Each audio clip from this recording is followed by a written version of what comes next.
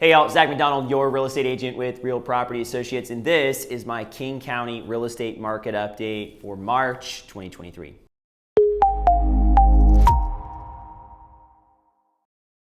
Today we're going to look at the data from February 2023. We're also going to give special attention to a few places that were requested by popular demand, including Renton, Snoqualmie, and North Bend. All right, let's look at the data for this last month. And in King County, we saw the number of listings increase slightly. And at the same time, we saw a massive drop off year over year of 32.6%.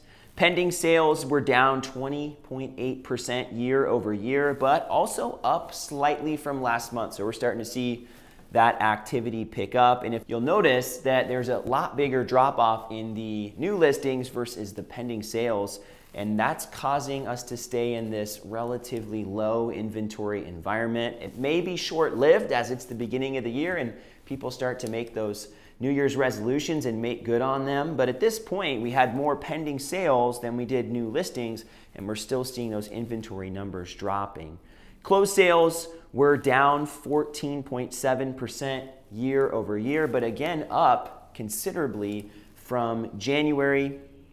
Days on market, 42 days on market on average. But I will point out in King County, 20 days was the median, and we saw a pretty steep drop off here last month from the median the prior month, which is just showing that the listings are starting to sell quite a bit quicker, the new ones at least, as they come on the market. Maybe they're priced better. Some of the other ones, though, are still sitting on the market or have been sitting on the market, pulling that average up. But the median shrinking, which is that first sign that things are starting to sell quicker. Median sales price down 8% year over year, and the year over year numbers are going to be interesting this year as we head up into the spring and the early summer because, well, prices have been down for a while. I saw a recent Seattle Times article that said home prices in King County are down year over year for the first time since 2020. Well, they've been down for quite a while already, newsflash, but now we're starting to see it reflected in the data. $800,000 was the median sales price in King County. The average was $1,026,478, which was up month over month. So King County actually saw prices going up for median and average sales price, but the average sales price was also down 8.1% year over year. So compared to last year, down, but compared to last month, slightly up. Percentage of list price received. This is the most exciting, well, not really one, but over 11%, 11.5% over asking price last year at the same time, 99.3% of asking price in February this year. And I would say that's really close to asking price. We were seeing things selling a lot lower and a lot farther below the asking price, and that number is inching up. It's a big delta from last year, but we are seeing a lot more houses selling for asking price or right around asking price, a lot less of those really big discounts. But again, it's already priced in most cases. Inventory of homes for sale up considerably, 92.8% up year over year in King County. Supply is up 200%, but it's still under a month of supply, which is historically really, really low. So we saw the supply numbers up over 2 months of supply in the summer and in the early fall, and now we're down to 0.9 months of supply.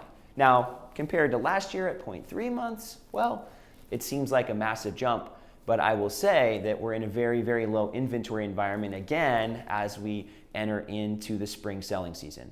Let's pay special attention to a few places in King County, and these were requested by some of the viewers.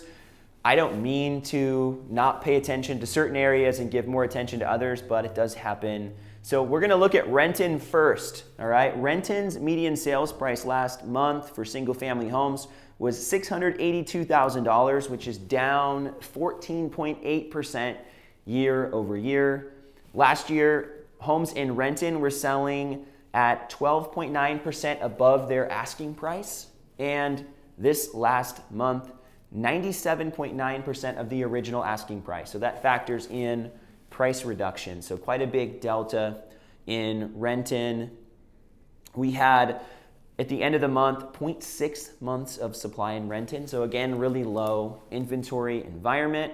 And if we're looking at the days on market, over 40 is the average. But again, that median number is 26. So we saw the drop off in Renton, just like we did in King County for the speed of sale. So things are picking up in Renton as well. But at this point, we're seeing about 15% down year over year. Next up on our list is Snoqualmie, and the median sales price last year was $1,345,000, down 36.4% year over year, $855,000 last month. Huge drop off in Snoqualmie. Snoqualmie's percent of list price, original asking price, factoring in any price reductions, 95.5% last month. Last year, 14.9% above asking price, the original asking price. That is a massive, massive adjustment. 0.8 months of supply, so supply is still low in Snoqualmie. 48 days is the average days on market. Again, median is lower, so we're starting to see things picking up, but still 36.4%. That's a huge difference from what people were paying last year. Last but not least, we're gonna look at North Bend. And last year, the median sales price was $1,055,852. This year, $985,000 median sales price. The original asking price percentage, 95.5%, same as Snoqualmie actually this last month. 12.5% above asking price last year. So still a very large delta between those percentages. Average days on market in North Bend, 52, which is the largest of our three here, but median days on market, 14. That is a huge difference. And again, same month's data just means that we're starting to see things sell faster, right? There's a lot more selling quicker. I think those are the new listings, but there's still quite a bit that's been sitting on the market for a while.